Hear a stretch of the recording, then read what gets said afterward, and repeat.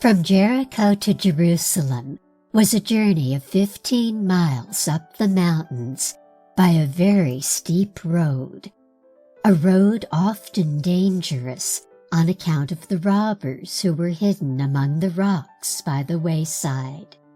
But at the time of the Passover, when thousands of people were going up to the feast, it was safe through the crowds traveling together. Up this road, Jesus walked with his disciples and a great throng of people, all on their way to the Passover.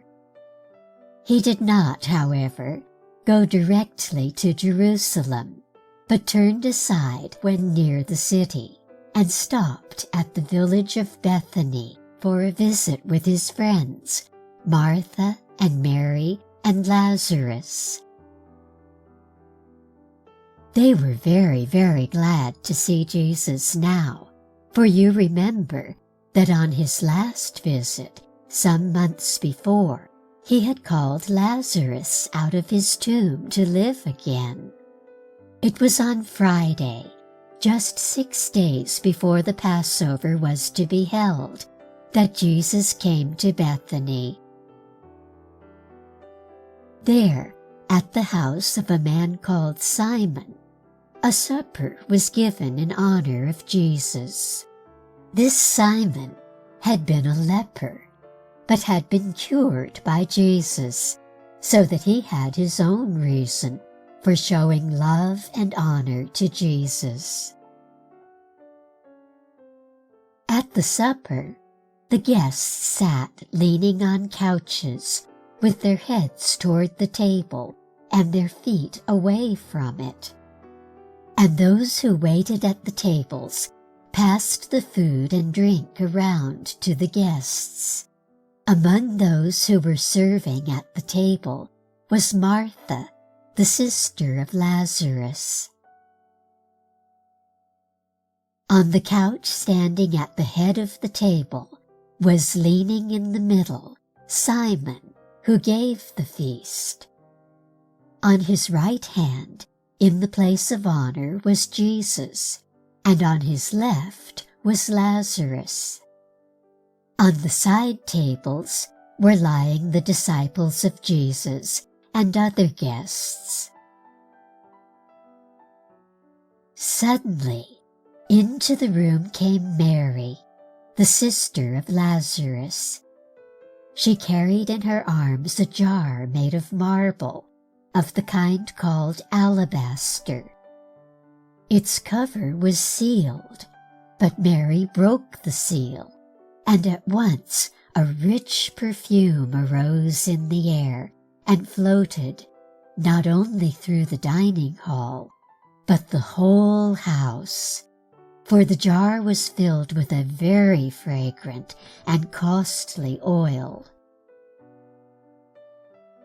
Mary walked up the aisle between the tables and the couches whereon the guests were lying.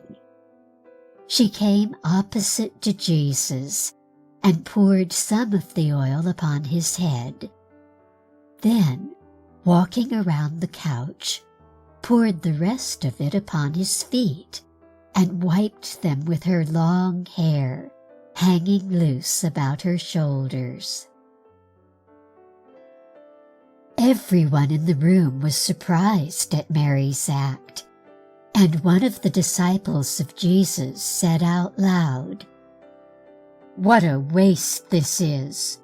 Why, that jar of perfume was worth at least $50. It might have been sold and the money given to the poor." The one who said this was Judas Iscariot, the wicked disciple who was already planning to give up his Lord to his enemies, the chief priests and the rulers. Judas was the treasurer for Jesus and his 12 disciples. They all lived as one family, kept their money in one purse, and in addition, whatever money was given to Jesus by his friends. Judas kept this purse, but he was a thief and stole some of the money that he might use it for himself. When Judas saw all the precious oil poured upon the head and feet of Jesus, he was angry, for he looked upon it as so much money that he might have kept.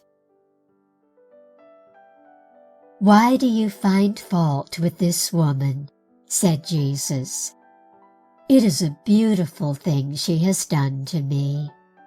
You will always have the poor with you, but you will not always have me.